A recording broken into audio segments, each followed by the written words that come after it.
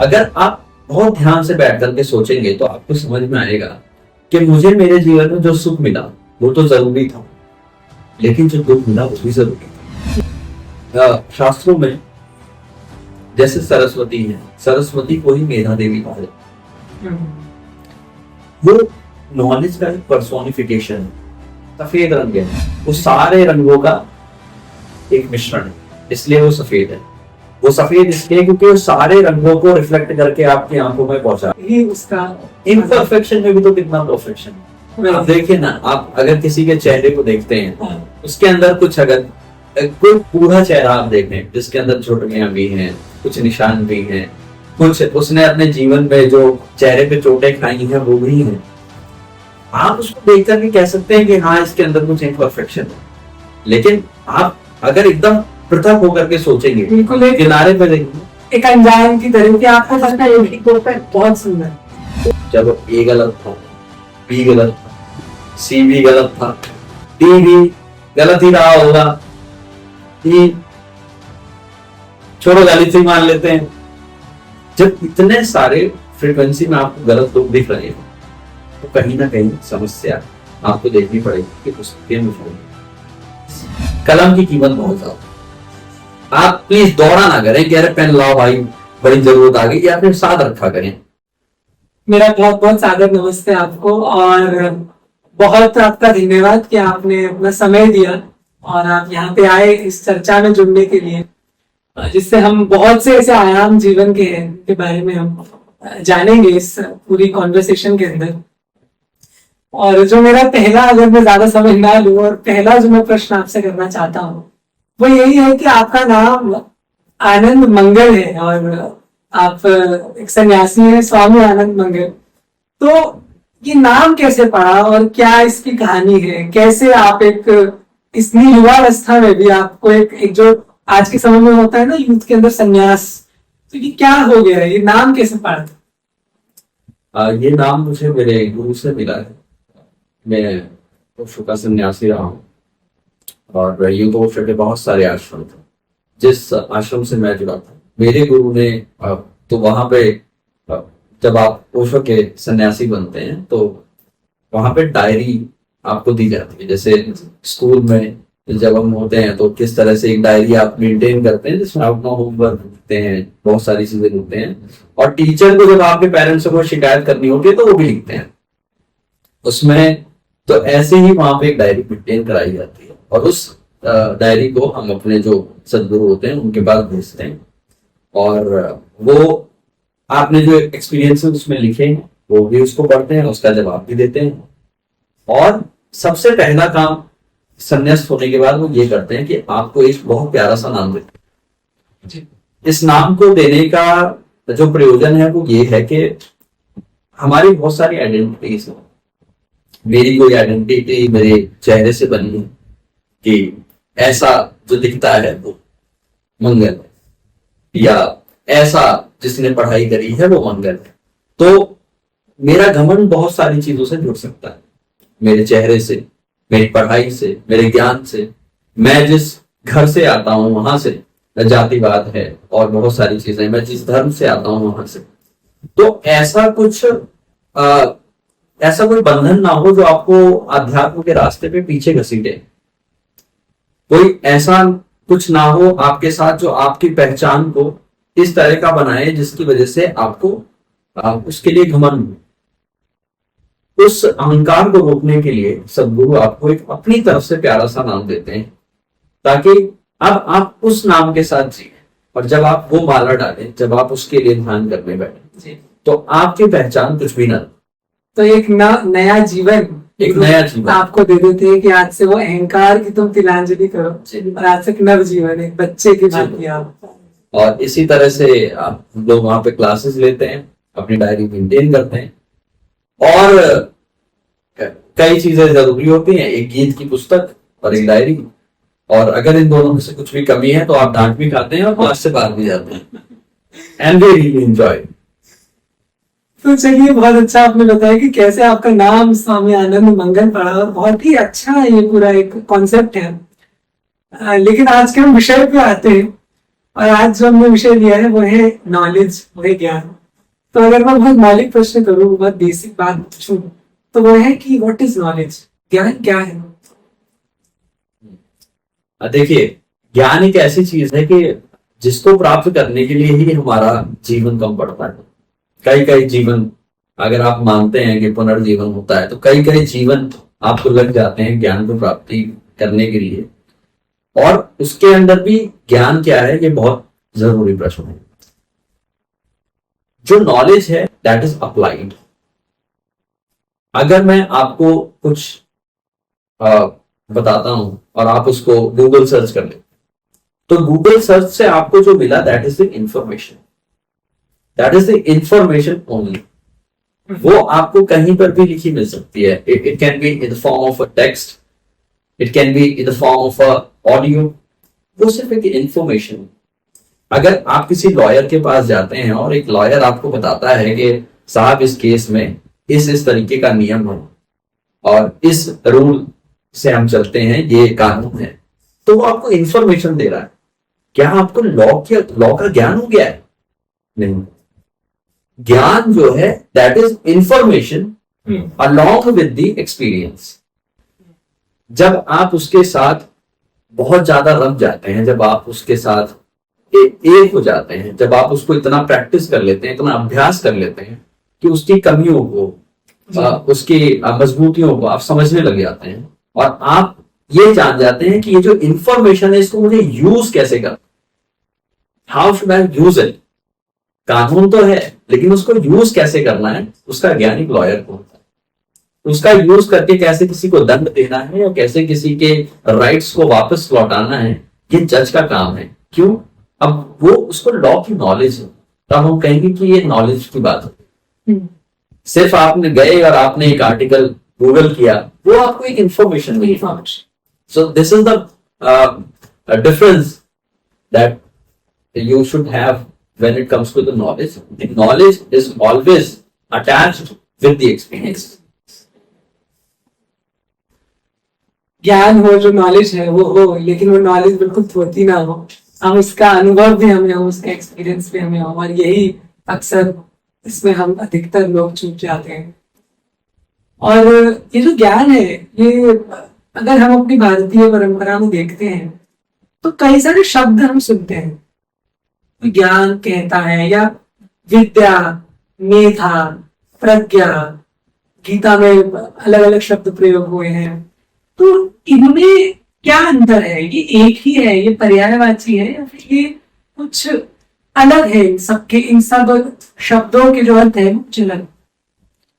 बहुत थोड़ा सा फर्क है सब में, और एक महीन धागे से ये सब एक दूसरे से कनेक्ट भी होते हैं। जब भी आप इसको देखना शुरू करें तो इस चीज को समझें कि एक स्पेसिफिक काइंड ऑफ नॉलेज की बात जब भी होगी तो हम इन अलग अलग शब्दों का प्रयोग करेंगे। तो पहले आप किस वाले शब्द के बारे में जानना चाहेंगे? विद्या। विद्या, विद्या क्या है? विद्या एक स्पेसिफिक अप्लाइड साइंस है। विद्या एक स्पेसिफिक अप्लाइड साइंस इस तरह की है कि यदि कोई डॉक्टर है तो उसके पास जो नॉलेज है किसी को हील करने, उसके पास जो नॉलेज है एक बीमारी को समझने की, वो उसकी विद्या है। जब हम बात करते हैं ज्योतिष विद्या की, तो वो विद्या है इस चीज को समझने की कि क्या, जब आपका जब जन्म हुआ तो सितारे किस तरह से बैठे हुए, उसको समझने की जो विधा है उसी का नाम ज्योतिष।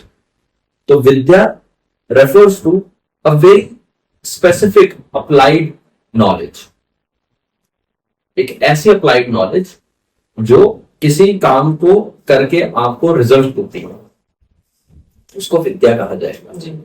जैसे संगीत की विद्या है, वो संगीत की विद्या, उसके अंदर जो खनक है, उसके एक एक नुआंस है, उसको पकड़ना, उसकी टोनैलिटी को पकड़ना, और उसके साथ साथ ये देखना कि कहां पर कौन सा सुर डगमगा रहा है, इसको समझने के लिए भी विद्या आपके पास होनी चाहिए। इसके लिए कानों में आपकी एक सेंस होनी चाहिए। तो जिस तरह से आप किसी भी विद्या को सीखते हैं वो एक अप्लाइड साइंस, एक अप्लाइड नॉलेज बनता है। और विद्या से आगे अगर हम चले तो एक बहुत प्रसिद्ध शब्द है प्रज्ञा। तो ये प्रज्ञा क्या है, और प्रज्ञा शब्द का बहुत जगह प्रयोग हुआ है। मैंने जो बहुत सी अगर पुस्तकें भी पढ़ी हैं हिंदी में या संस्कृत में, तो प्रज्ञा का बड़ा प्रयोग होता है। प्रज्ञा एक, आप कह सकते हैं कि एक तरह की समझदारी है, एक तरह की समझदारी किसी एक चीज को लेकर। जैसे अगर मैं बात करूं कि कोई व्यक्ति ये समझ जाए कि प्रेम क्या है, हालांकि मैं अगर पूछूं किसी से कि प्रेम की परिभाषा क्या है, आज भी मेरी किसी से डिस्कशन हो रहा था कि प्रेम की परिभाषा क्या है। प्रेम की परिभाषा हम नहीं जानते, मैं तो नहीं जानता। क्या एक प्रेम जैसी घटना को मैं एक परिभाषा में डाल सकता हूँ? नहीं डाल सकता। ब्रह्म की परिभाषा क्या हो सकती है? नहीं जानता। कोई कह देगा कि मुझे बनाने वाला वो है, या हो सकता है कि अगर हम बात करें अहम ब्रह्मास्मि, और अगर मैं ही ब्रह्म हूं तो फिर मुझे बनाने वाला कौन? तो यहाँ पे बहुत सारे कॉन्ट्रडिक्शंस हो जाएंगे, बहुत सारी चीजों को हम परिभाषित नहीं कर सकते, लेकिन उसकी एक समझ हमारे अंदर डेवलप हो जाती है। वो जो समझ है वो प्रज्ञा, वो प्रज्ञा है, वो प्रज्ञा। जहाँ पे शब्द नहीं है लेकिन समझ है, आप उसको परिभाषित नहीं कर सकते। बहुत सारी चीजों में आप परिभाषित भी कर सकेंगे, बहुत सारी चीजें ऐसी हैं जो आपके डेली लाइफ से जुड़ी हुई हैं, उसके लिए भी प्रज्ञा है। लेकिन प्रज्ञा रेफर्स टू एक तरह की सेंस, एक तरह की ऐसी बुद्धिमत्ता जो आपको किसी काम को करने के लिए आप उसमें सक्षम बनाती है, और आप समझ जाते हैं कि बस ये हुआ, वो प्रज्ञा है। प्रेम की घटना एक ऐसी घटना है जो बहुत विराट। यदि आप प्रेम को समझ पाए, सच में ऐसे प्रेम को नहीं जो आपने कहीं पे पढ़ा है, कहीं देखा है, ऐसे प्रेम को नहीं, यदि आप वाकई प्रेम को समझ पाए तो वो प्रेम की समझ आपको एक प्रज्ञा देगी। वो एक स्पेसिफिक काइंड ऑफ विजडम है जो आपके अंदर अवतरित हुई है, वो प्रज्ञा। प्रज्ञा के ही आगे एक शब्द आता है मेधा। ये मेधा क्या चीज है? मेधा बहुत बड़ी चीज है। मेधा बुद्धिमत्ता। जैसे अगर हम बात करें हमारे एंशिएंट टेक्स्ट, उसमें जो हम नॉर्मल बोलचाल की भाषा में भी कहते हैं कि भाई साहब वो तो फला बालक है, बड़ा मेधावी है, मेधावी, या ऐसे ऐसे कोई बड़े मेधावी पंडित हुए हैं, या ऐसे ऐसे कोई बड़े मेधावी व्यक्ति हैं, बहुत मेधावी पर्सनैलिटी है। ये हम अपनी नॉर्मल बोलचाल की भाषा में प्रयोग करते हैं। लेकिन अगर मैं बात करूं एंशिएंट टेक्स्ट, तो उसमें जिस मेधा का वर्णन किया गया है वो मेधा जो है वो सुप्रीम नॉलेज और सुप्रीम विजडम का मेल मिश्रण। That is the supreme wisdom, कि आप जिस विजडम की बात कर रहे हैं वो विजडम भी छोड़ दीजिए, उससे भी ऊपर चले जाए। एक ऐसे विजडम जो खत्म ही नहीं होते, जिसका कोई अंत नहीं हो, जो आदि अनंत सब कुछ देख पा रहे जी। किसी हम चार दीवारी में उसको नहीं पाल सकते आप। कोई एक जो मेधा है वो आपको ये शक्ति देती है कि आप विद्या को भी सीख सके, प्रज्ञा को भी जान सके, एक ज्ञान को भी पकड़ के अपने जीवन में चल सके। तो इन सबकी मूल मेधा वो कहा जा सकता है, अगर हम इसे छोटे इस प्रकार से कह दें। हालांकि हम ये तो नहीं कह सकते क्या है, लेकिन हाँ उसको हम ये कह सकते हैं कि मेधा एक बहुत ऊंचा स्तर है, और उसकी मूल अगर हम बात करें तो मेधा सबसे ऊंचाई की बात। ऊंचाई शास्त्रों में जैसे सरस्वती है, सरस्वती को ही मेधा देवी कहा जाता है। वो नॉलेज का एक पर्सोनिफिकेशन है। अब आप देखेंगे उनके हाथ में क्या क्या है, आपको समझ, जैसे उनके हाथ में वीणा है, वो वीणा क्या है, उसके अंदर कुछ साउंड आ रही, वो साउंड वाइब्रेशंस है। उनके पास पुस्तकें रखी हुई हैं, वो नॉलेज है in the form of a text. लेकिन संगीत भी बज रहा है, कला भी है उसमें, कला की भी प्रज्ञा है उसमें, कला की भी विद्या है उसमें, उसके अंदर सेंसेस भी हैं, और उसके बाद उसमें टेक्स्ट की नॉलेज भी है और बुद्धिमत्ता भी। और जो उनकी सफेद रंग की साड़ी है, जो हंस है, वो क्या दिखाता है? वो दिखाता है प्योर विजडम, जहां पे कुछ भी अडल्ट्रेशन नहीं है। अगर मैं आपको किसी एक किताब को के राइटर को पकड़ा करके दे दूंगा और बोलूं कि साहब आप इसे पढ़िए, हर राइटर अगर वो एक इंसान है तो एक चीज के ऊपर इंक्लाइन होता है, वो हमेशा किसी एक चीज के बारे में उसका झुकाव ज्यादा होगा। मेधा ऐसे नहीं। मेधा कह रही कि बिना झुकाव के जो है सिर्फ उसी को वैसा ही कहना, जो जैसा है वैसा ही कहना। उसने अपनी एडल्ट्रेशंस, अपनी कमेंट्रीज, अपने मंतव्य ना डालना। जैसे सफेद रंग है, उस सारे रंगों का एक मिश्रण है, इसलिए वो सफेद है। वो सफेद इसलिए क्योंकि वो सारे रंगों को रिफ्लेक्ट करके आपकी आंखों में पहुंचा रहा है। उसके पास सारे रंग, उसमें सब कुछ समाया। हाँ, वो सारे रंगों को अपने अंदर अवशोषित करता है, बाद में आपकी तरफ रिफ्लेक्ट करता है। आपकी आंखें उसको सफेद की तरह देखती हैं। तो इसी तरह से जो जैसा है उसको वैसा ही दिखाना, ये सफेद रंग। ये सफेद। हंस की क्या कला है? हंस की कला ये होती है कि हंस, आपने सुना होगा कि वो दूध और पानी दोनों को अलग अलग करके पी सकता है। तो सत्य और असत्य को आप बिल्कुल अलग अलग, आपको दूध परोसा गया, चाहे उसमें कितना भी पानी मिलाया गया, चाहे उसमें कुछ भी मिलाया गया, लेकिन हंस की ये जो क्षमता है कि वो दूध और पानी को अलग अलग करके पी सकता है। इसी तरह से आप सत्य को, अर्थात जो हंस है वो एक प्रकार से प्रतीक दिखा रहे हैं कि जो मेधावी है, जो मेधा है, वो उस पर्सनल मंतव्य में भी जो सत्य है उसको छांट लेते हैं। सत्य और असत्य दोनों को छांट, वो समझ सकता है कि कहाँ पे गलती है। इसका पहली बात ये है कि मतलब कैसे देवी सरस्वती का जो डिपिक्शन है इतना एक्यूरेटली इस चीज, बहुत एक्यूरेटली उसको किया गया है, बहुत अच्छे से उसको किया गया है। पानी के अंदर वो विराजमान है। पानी क्या है? एकदम निर्मल, एकदम निर्मल पानी है। उसके अंदर चीजें फ्लोट करती हैं। पानी के अंदर आप देखेंगे कि जो भी पानी के अंदर चीजें चलती हैं, आप देखेंगे कि लगभग उनको बड़ा शांति का प्रतीक बताया जाता है। तो जिसके पास भी वो वाला ज्ञान होगा जिसको सिग्निफाई कर रही है मेधा देवी, उसके अंदर शांति होगी, उसके अंदर एक ठहराव होगा। और पानी की जिस तरह से प्यास होती है, इसी तरह ज्ञान की प्यास बनी होती है। वो मेधा को समझना सिर्फ, अब मेधा देवी के पास किताब भी है, लेकिन क्या सिर्फ किताब मेधा है? नहीं, सिर्फ किताब मेधा नहीं। क्या सिर्फ वीणा को बजा लेना मेधा हो गया? नहीं, वो मेधा नहीं है, वो एक विद्या है।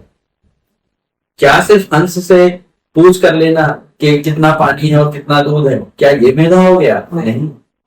क्या सिर्फ उस जल में विश्राम कर लेना मेधा है? नहीं। ये सब सारी चीजें जब कलेक्टिवली एक अच्छे प्रपोर्शन में आपके अंदर आती हैं, वही मेधा है। और मेधा का होना इस संसार में सबसे बड़ा वरदान है। बहुत अच्छा डिफरेंस पता चला इन सब शब्दों के बीच में। और अब तो लगता है कि हम खुद भी इसको यूज करेंगे तो बड़ा सोच के करेंगे कि कहाँ मेधा बोलना है और कहाँ विद्या बोलना है। आप देखिए गौतम ऋषि का न्याय शास्त्र, आप पूरा न्याय शास्त्र पढ़ेंगे, आपको सिर्फ इसी चीज पर मिलेगा कि किस तरह से you can identify that this knowledge is valid और नॉट वैलिड। किसी आर्ग्यूमेंट की वैलिडिटी और इनवैलिडिटी को चेक करने का एक तरीका है न्याय शास्त्र। मुझे जो बताया जा रहा है इसकी नॉलेज पे मैं भरोसा करूं या ना करूं, उसका तरीका है न्याय शास्त्र, जिसका उपदेश जो है भगवान शिव ने गौतम ऋषि को दिया और फिर गौतम ऋषि ने इसको लिखा। ऐसे ही जो वेस्टर्न फिलोसफर्स हैं उनकी बहुत सारी किताबें आपको मिलेंगी लॉजिक एंड आर्ग्यूमेंट पे। तो लॉजिक एंड आर्ग्यूमेंट आप देखें, आपको समझ में आएगा कि ये पूरा विजडम से जुड़ा हुआ खेल है, पूरा नॉलेज से जुड़ा हुआ खेल है।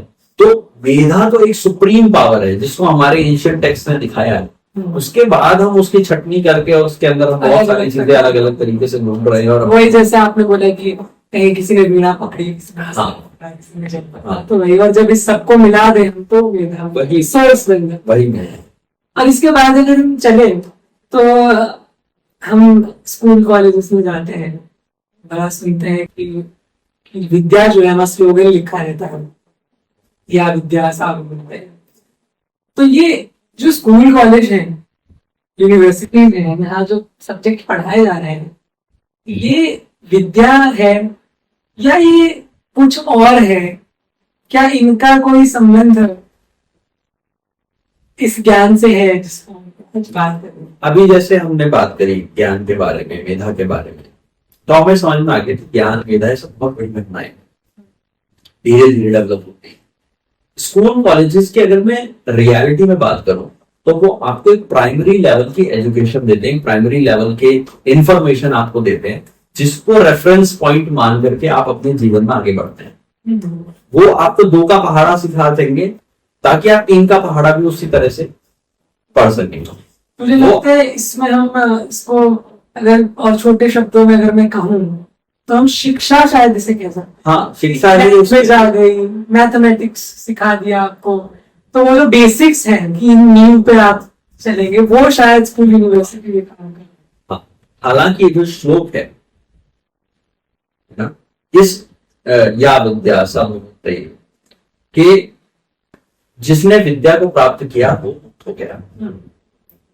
कि आपको जब आपके अंदर विद्या होगी, जब आपके अंदर समझदारी होगी, जब आपके पास एक लेवल की अंडरस्टैंडिंग होगी, तो सबसे पहला काम उससे ये होगा कि मान के चलें कि आप किसी अंधेरी जगह पे चल रहे हैं और उस अंधेरी जगह पे चलते हुए आपको समझ में आएगा कि कहीं पर एक आपके पैर के नीचे कुछ आ गया और आप डर गए। और फिर जब प्रकाश आता है कहीं से, आपने टॉर्च जलाई, फ्लैश लाइट जलाई और आपने देखा कि अरे ये तो रस्सी है। आप उसको सांप समझ चुके थे, आप डर गए थे कि शायद सांप मेरे पैर के नीचे आ गया, तो रस्सी थी। अब उसको आप जानते कैसे कि रस्सी है अगर वो प्रकाश ना होता तो? ये विद्या हमारे लिए उसी प्रकाश के समान है। या विद्या सा मुक्त है, जिसने विद्या को जाना वो मुक्त हो गया। जब आपने जान लिया कि ये रस्सी है जिसको मैं सांप समझ बैठा था और डर गया था, उस भय से मुक्ति आपकी तब हुई जब आपने जाना कि रस्सी। बहुत अच्छा एक डिफरेंस इन चीजों में पता चला, और एक विद्या जैसा टॉपिक भी कितना डीप, इसमें एक वार्तालाप पूरा हो सकता है। ये बहुत अद्भुत विषय है। और अगर इससे हम आगे चले तो आपने बताया कि देवी सरस्वती का जो डिपिक्शन है, और हम देखते हैं हमारे भारतीय कल्चर में हमारे जो एंशिएंट टेक्स्ट है इसके अंदर ऐसे कुछ विद्या के स्वरूप बताए गए हैं। देवी सरस्वती तो उनमें सबसे अधिक प्रसिद्ध जो है, और उसके बाद हम देखते हैं दक्षिणामूर्ति भी एक स्वरूप है। तो उनकी हर एक की डिपिक्शन या सोर्स में जाते हुए अगर मैं ये पूछना चाहूँ कि ये जो डिपिक्शंस हैं ये क्यों है, और ये इनका आधार क्या है? ये क्या वास्तव में ऐसे कोई देवी है या वास्तव में ऐसा कोई स्वरूप है भगवान का जिसमें वो किसी विशेष स्वरूप में है और वो कहीं स्थित है? तो उसके ऊपर अगर आप प्रकाश डाल सकते। देखिए, क्या स्वरूप बिल्कुल वैसा है, क्या वैसा सब कुछ है? सच बताऊं तो मैं नहीं जानता कैसा स्वरूप है। ये जैसा आपने अपने प्रश्न में यही कहा कि ये डिपिक्शंस है, ये हमारे डिपिक्शंस है, ये हमने उनको पर्सोनिफाई करने के लिए ऐसा बना। जो फर्क है दक्षिणामूर्ति और जो फर्क है सरस्वती का, वो सिर्फ मार्ग का फर्क है। एक सामान्य जनजीवन के लिए सरस्वती का मार्ग, सरस्वती का पर्सोनिफिकेशन है ज्ञान का। दक्षिणामूर्ति जो है वो तंत्र में आती है। तो जिन लोगों को तांत्रिक साधनाएं करनी थी उन्होंने सरस्वती का जो डिपिक्शन किया वो उस रूप में किया। ये कुछ भी नहीं है, साधकों के लिए ज्यादा इंपॉर्टेंट हो सकता है, लेकिन सामान्य नागरिक के लिए, एक सामान्य जीवन जीने वाले के लिए अगर हम ज्ञान की बात करें तो ज्ञान का डिपिक्शन पूर्ण तरह मेरे हिसाब से हर तरीके से अगर मैं देखूं तो सरस्वती के अंदर देखा जा सकता। अगर हम ये देखें कि जब भी हम उपनिषद पढ़ते हैं, जब भी हम कोई ऐसे पुराने ग्रंथ पढ़ते हैं जो हमें ब्रह्म विद्या कह लीजिए या जो बहुत ऊंची बातें जो ग्रंथ कर रहे हैं, बड़ी गहरी बातें जो कर रहे हैं, जो एक सामान्य व्यक्ति के लिए इतनी आसान नहीं है समझना।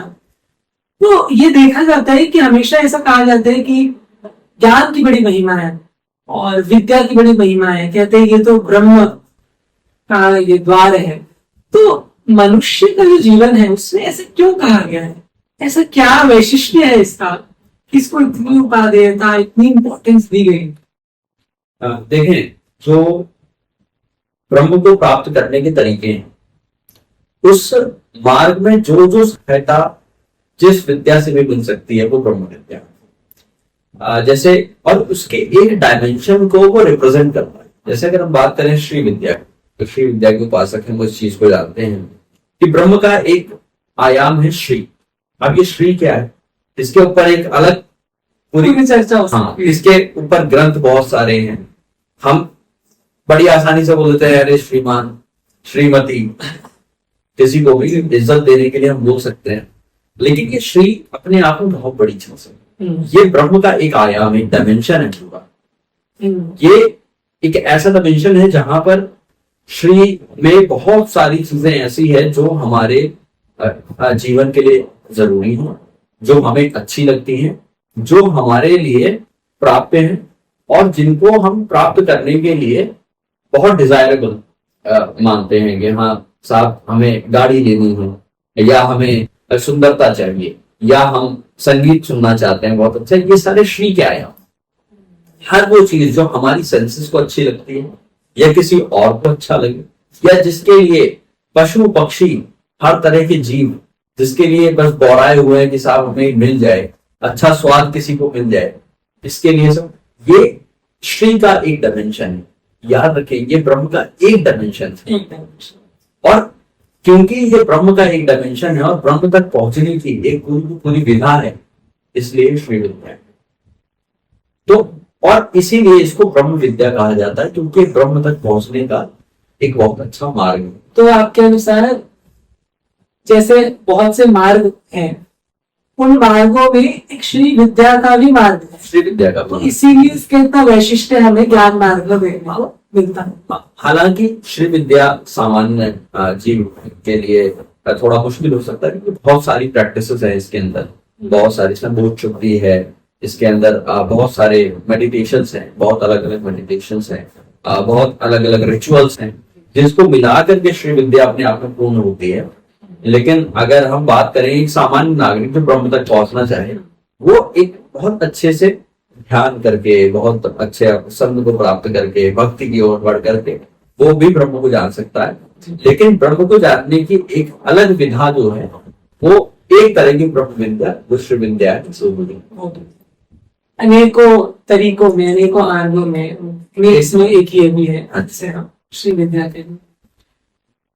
और आजकल का अगर मैं समय बोलूँ, मेरी जो जनरेशन है, आपकी जनरेशन है, और सब आजकल सोशल मीडिया पे है, आजकल गूगल है, यूट्यूब है, हर चीज में, और टीवी है। टीवी तो बहुत पहले से चल रहे हैं लोगों के घरों में। तो क्या आपको लगता है कि आज समाज में या हमारी सोसाइटी में विद्या के नाम पे अविद्या का भी प्रचार है, या सच्चे ज्ञान के नाम पे जो गलत प्रकार की ज्ञान जो दिया जा रहा है लोगों को, उसका भी क्या आज बोलबाला है इस सोसाइटी? देखिए, ये हमेशा से ही रहा है, इसमें कुछ ऐसा नहीं है कि ये आज पहली बार हो रहा है या फिर पहले नहीं रहा है, हमेशा से ये होता रहा है। किसी भी तरह का इंसान का भटकाव जो है वो स्वाभाविक है। जब भी वो कुछ देखता है उसकी तरफ आकर्षित होगा, उसको तब नहीं पता है कि ये सही है या गलत है।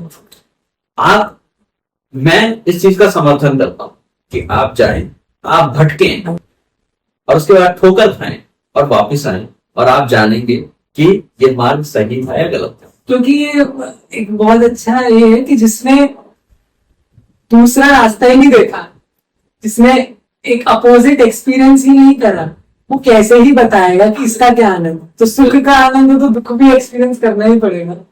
अगर वो चीज हम बात करते हैं कि हमारे जीवन में क्या क्या जरूरत है, अगर आप बहुत ध्यान से बैठ करके सोचेंगे तो आपको समझ में आएगा कि मुझे मेरे जीवन में जो सुख मिला वो तो जरूरी था, लेकिन जो दुख मिला वो भी जरूरी था।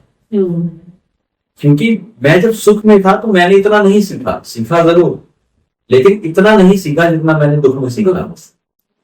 हमें जो प्रशंसा मिली किसी से, हमें जो अप्रिशिएशन मिला, जो अवार्ड्स मिले, वो तो जरूरी था ही, लेकिन जो निंदा हमें मिली वो भी बहुत जरूरी थी। इसी तरह से अगर आप ज्ञान की तरफ जाते हैं तो आप ज्ञान की इज्जत कैसे करेंगे यदि आपको नहीं पता होगा कि अज्ञान ने आपको किस तरह से मारा। अंधकार नहीं पता तो प्रकाश का प्रकाश आप कैसे जानेंगे?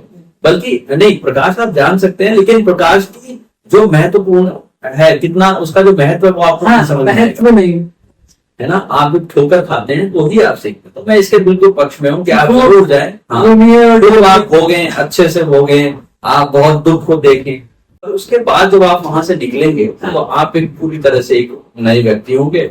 एक सांप है, वो सांप की केचुली है जो फट चुकी है, अब उससे ठीक से चला नहीं जा रहा है ना। अब चलने में दिक्कत हो रही है, तो उसको समझ में आ जाता है कि अब इस केचुली को उतारने का समय आ चुका है, और वो इस एक पेड़ के अंदर बहुत समय तक अब कोशिश करता रहता है, मशक्कत करता रहता है, लेकिन जब उसमें से बाहर निकलता है तो एक नई शाइनी फ्लॉलेस स्किन उसके ऊपर चढ़ी हुई रहती है। वो जो उसकी परत है जिसको देख करके आप वाकई घबराते हैं, और उसी से उस सांप की खूबसूरती भी।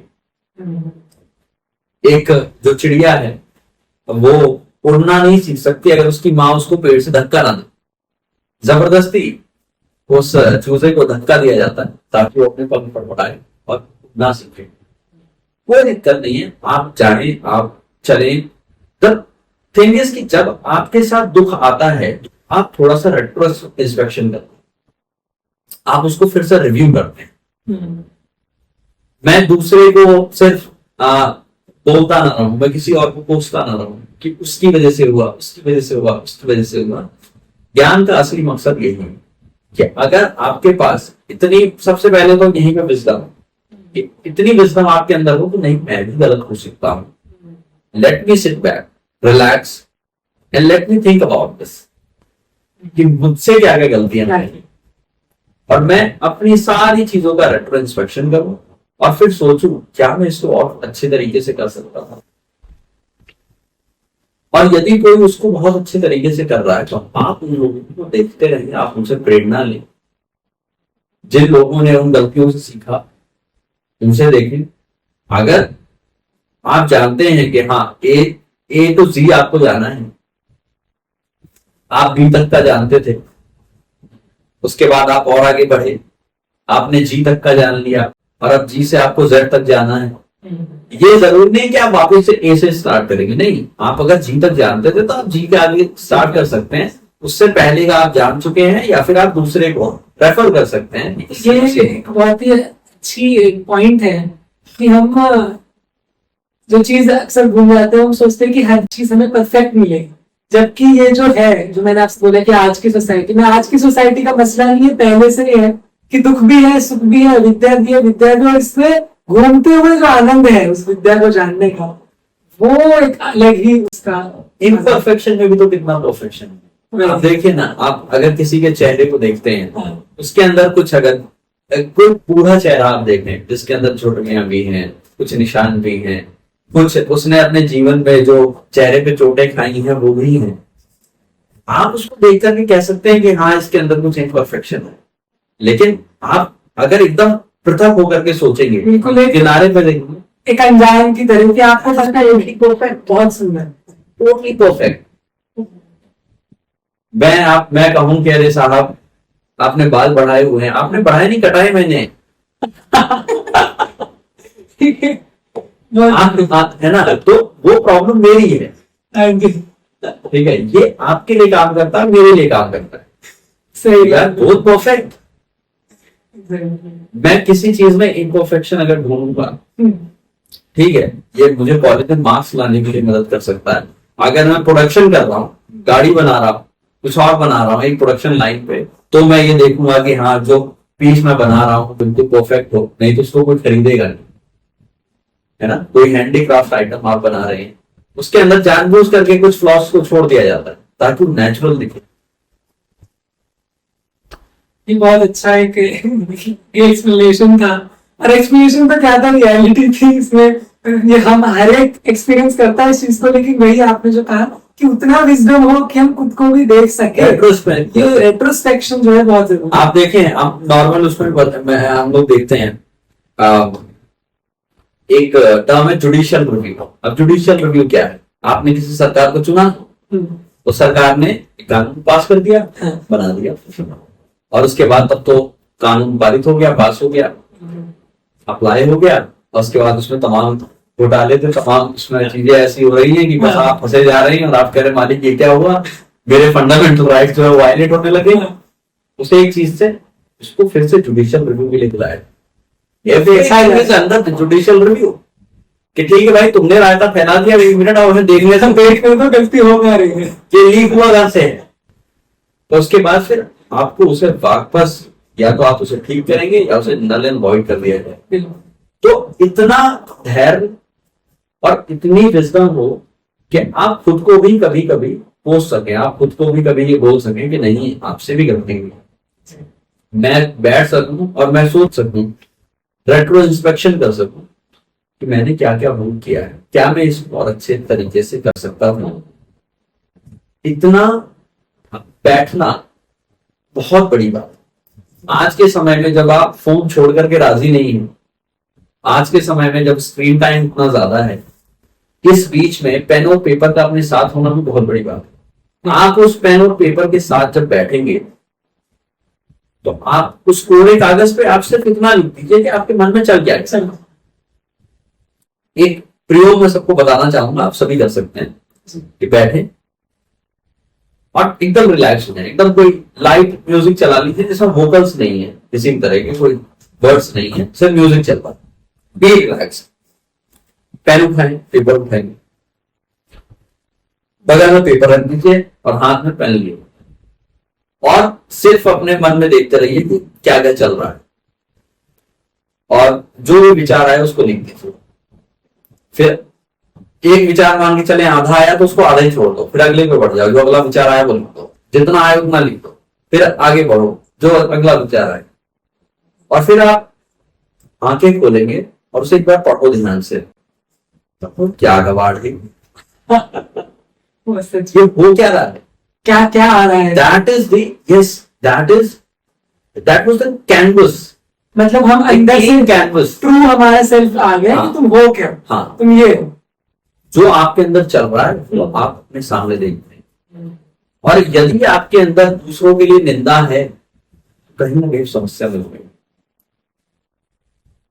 अगर ए के लिए मेरे पास निंदा है, बी के लिए मेरे पास निंदा है, चलो ए गलत था, बी गलत था, सी भी गलत था, डी भी गलत ही रहा होगा, ई छोड़ो गलत ही मान लेते हैं। जब इतने सारे फ्रीक्वेंसी में आपको गलत लोग दिख रहे हैं तो कहीं ना कहीं समस्या आपको देखनी पड़ेगी कि हो सकती है मुझमें या तो मेरी ऊर्जा में कमी है कि मैं सिर्फ ऐसे ही लोगों को अपनी तरफ ले रहा हूं, और या फिर मेरी समझ में कमी है। लेकिन ये समझ आपके अंदर तब तक नहीं आएगी जब तक आप बैठ करके लिखेंगे नहीं, जब तक आप बैठ करके सोचेंगे नहीं। ये एक बहुत अच्छी प्रैक्टिस है, और अब तो ये मैं जरूर इसको मैं भी ट्राई करूंगा और करूंगा ही, कि हमें पता तो चले कि हम हमारे दिमाग में चल क्या रहा है, हम कितने विचार सोचते हैं, पल पल में सोचते हैं। और ये जितना भी आपने बताया बहुत ही अलग पर्सपेक्टिव है कि अनेकों मार्गों में एक श्री विद्या, ब्रह्म विद्या का भी एक मार्ग है, जिस पे आज हमने जो बात करी कि हम क्यों इतना इंपॉर्टेंस इसका है। और अगर मैं एंड के अंदर आपसे पूछूं कि आप अगर कुछ अपनी तरफ से एक कंक्लूजन, एक कुछ कहना चाहें ऑडियंस को, दर्शकों को जो आप सुन रहे हैं, तो आप क्या कहना चाहोगे? मैं यही कहना चाहूँ, कुछ मतलब नहीं इन सब बातों का, कोई फर्क नहीं पड़ता क्या ज्ञान है, क्या विजडम है। मैं गुठलियां क्यों करूं, मैं आम खाऊंगा ना। आप इस बात पे ध्यान दें कि आप जो भी फैसला लें उसका रेट्रोस्पेक्शन करें और खूब मौज लीजिए आप। अगर आपके साथ समस्याएं हो रही हैं, आप कुछ दिन उन समस्याओं में गोते खाइए और उसके बाद आप वहां से बाहर आने के लिए जो कुछ कर सके अंडर द सर्कमस्टांसेस वो आप करें। ये जीवन है, ये शरीर है, जब तक ये जीवन रहेगा तब तक आपको समस्याएं रहेंगी। कोई इसमें बहुत बड़ी बात नहीं, कोई बड़ी बात नहीं, कोई दिक्कत नहीं। आप सिर्फ इतना देखें कि आप बैठ करके पेन और पेपर उठा सकते हैं। अगर उतना करने में भी आपको दिक्कत हो रही है तो बहुत बड़ी दिक्कत है। इसके दो कारण हो सकते हैं। नंबर एक, लिखना ही नहीं आता, पढ़ ही नहीं, एकदम पढ़ लो, लिख लोड़ा पर पत्थर बोलते हैं हमारे गांव में। यह एक दूसरा कारण हो सकता है कि आप डर रहे हैं कि मेरे अंदर की कमियां बाहर आ जाएंगी। वो जो फियर ऑफ फेलियर है वो भी आपको सता रहा है। हम कभी भी ये सब जान करके कुछ नहीं हुआ कि what is the knowledge, what is the wisdom. No, grab some kind of knowledge, grab some kind of wisdom, grab some kind of skill. एक विद्या को सीखें। अगर आप बांसुरी बजाना सीख सकते हैं तो सीखें। अगर आपकी पॉकेट आपको अलाउ करती है कि आप पियानो बजाना सीख सकते हैं, पियानो क्लासेस ले सकते हैं तो लें। अगर आप YouTube से कुछ सीख सकते हैं तो सीखते रहें। द थिंग इज कि आप अपने रूटीन लाइफ में जितने भी फैसले ले रहे हैं उसमें एक परफेक्शन के लिए, थोड़ा सा आगे जाने के लिए आप रेट्रो इंस्पेक्शन करते रहें और आप ये देखते रहें कि इसका और अच्छा तरीका हो सकता है क्या। अगर कोई इंसान आपको मिलता है जिससे आपको लगता है कि मैं इससे सीख सकता हूं, आप उससे जरूर लगातार सीखें, उसके तरीकों को आप अप्लाई करें। बहुत ही इजी, बाकी ये सब कुछ नहीं है। इन सब चीजों को जानना, जब आपके अंदर प्यास लगेगी तो आप खुद इन सब चीजों की तरफ भागेंगे। जब तक आपके अंदर ब्रह्म के लिए प्यास नहीं है, मैं आपको ले जाकर के खड़ा कर दूं, मान के चलें कि मैंने आपको अभी तक 2 बोतल पिला चुका हूं और उसके बाद में आपको लेके खड़ा हो और उसके बाद आप कहेंगे अरे यार अब हमारी इच्छा नहीं। तो जिसको प्यास हो वो अपना जुगाड़ अपने आप करेगा। आप अपने आप इन चीजों को समझ जाएंगे कि क्या प्रज्ञा है, क्या नॉलेज है, क्या विजडम है। सिर्फ जरूरत इतनी है कि आप बैठें खुद के साथ बैठना, खुद के साथ पेन और पेपर लेके बैठना और अपने मन को समझना कि ये मुझे कब मूर्ख बनाता है, ये मेरे साथ कैसे शरारत करता है।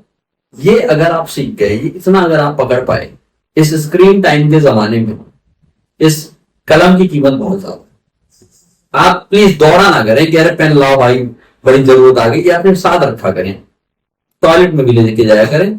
सबसे अच्छे आइडियाज आते हैं टॉयलेट, ये मैं आपको बता सकता हूं। ये तो आप सही कह रहे हैं। आपका बहुत धन्यवाद और बहुत ही इनलाइटनिंग ये पॉडकास्ट था। Thank you so much. और मैं आशा करता हूँ कि ऐसे ही आनंद की वर्षा हम आगे भी किसको एक्सपीरियंस करें और हम और किसी अच्छे टॉपिक के साथ एक बार फिर से करें। आपका बहुत बहुत आभार।